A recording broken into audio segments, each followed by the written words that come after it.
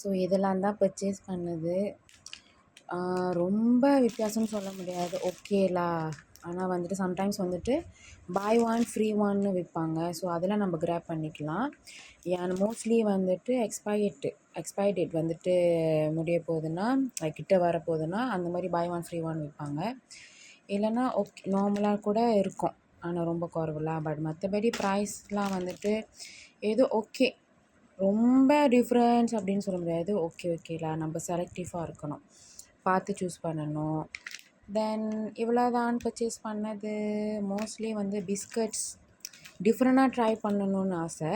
So வந்துட்டு எதில் நம்ம ட்ரை பண்ணலையோ அது வந்து வாங்கினா நீங்கள் ட்ரை பண்ணுறதுக்கு ட்ரை பண்ணலாம்.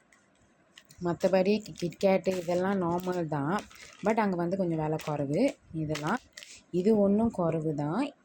ஐ மீன் ரொம்ப குறைவு. 8 பேக்ஸ் வந்துட்டு